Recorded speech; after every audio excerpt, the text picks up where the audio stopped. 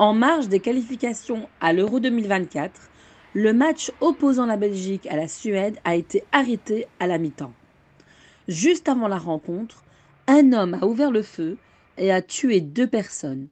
L'auteur de la fusillade, vêtu d'un gilet jaune fluorescent ainsi qu'un fusil automatique, aurait revendiqué son appartenance à l'État islamique et se serait vanté d'avoir tué des mécréants.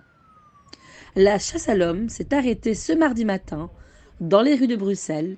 Abdesalam Laswed a été abattu par la police après une cavale de quelques heures et un attentat commis à Bruxelles. L'enquête est loin d'être terminée. Dans une ambulance, les secouristes ont tenté de le réanimer, mais l'homme succombera à ses blessures. L'opération avait débuté ce matin dans le quartier de la Cage aux Ours, à Schaerbeek. La place Eugène Verboeckhoven a été entièrement bouclée par la Bah voilà, police. nous on était dans le stade. Personnellement, j'ai pas entendu qu'il y avait eu des attentats ou qu'il y avait eu cette tuerie dans Bruxelles. Et puis après, ben voilà, on se retrouve dans le stade, on apprend via SMS, via WhatsApp. Les gens qui nous regardent à la télé, qui nous disent ah tiens vous êtes dans le stade, qu'est-ce qui se passe, et nous on n'en sait encore rien. Puis, puis voilà, on nous apprend qu'on est enfermé, qu'on ne peut pas sortir par mesure de sécurité. On apprend justement via les réseaux sociaux, les messages, que ce qui s'est passé dans Bruxelles. Et voilà, bah, on attend, on attend. Et finalement, l'ambiance se passe assez bon enfant. Les supporters commencent à applaudir les Suédois.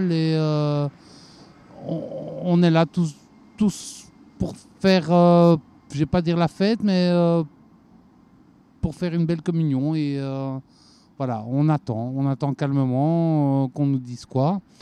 Toutes les 10 minutes, les informations arrivent en disant on ne sait pas encore quoi, on ne sait pas encore quoi. Et quand finalement on nous libère petit à petit.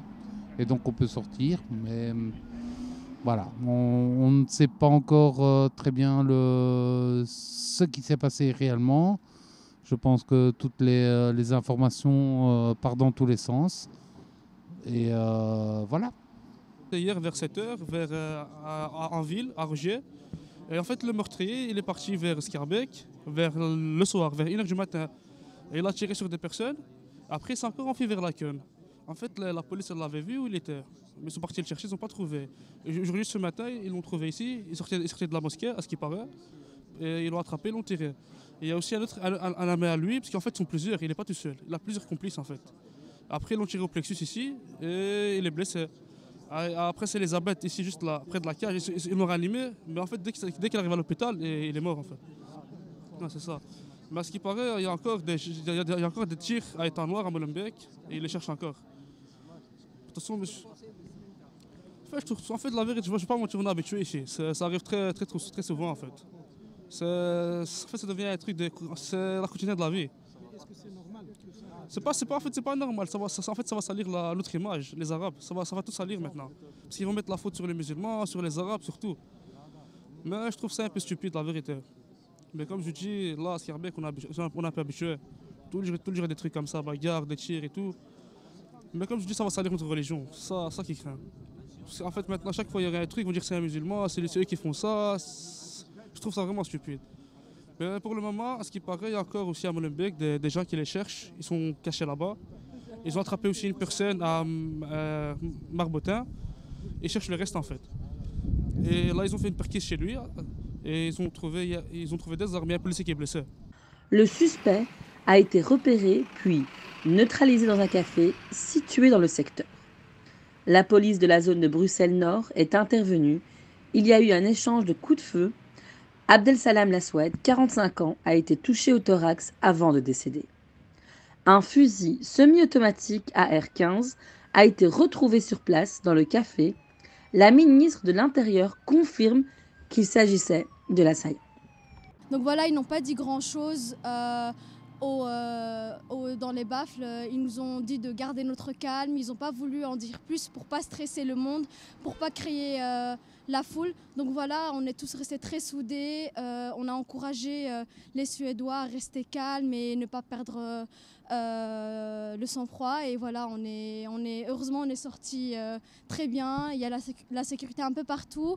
Et donc voilà, on est en route pour la maison, mais sinon voilà, on espère que tout finira bien et merci beaucoup. هايدي مصيبة ألمت بالمسلمين اللي ساكنين هنا في أوروبا اليوم. نحن بنقول نحن on condamne fort et très fort ces actes terroristes. Et il faut absolument que la communauté prenne conscience que pas accepter ce genre d'extrémisme un peu dans nos rangs. Malheureusement, c'est quelqu'un qu'on ne connaît pas, on ne sait pas, on ne s'attendait pas à avoir ce genre de personnes chez nous. Maintenant, la communauté elle est triste et on va encore stigmatiser un peu les musulmans moyens qui n'ont rien à voir avec ce genre des actes. Et en même temps, on est quand même solidaire avec la population européenne ici face à ces fléaux de terrorisme encore qu'on pensait qu'il est déjà terminé ici en Europe. Et donc voilà, il faut appeler à la tolérance de toutes parts et surtout travailler fort dans le domaine un petit peu de rechercher un peu tous ces gens-là égarés comme ça qui peuvent mettre notre vie à nous en danger et la vie des autres. ريبورتاج أخبارنا الجالية.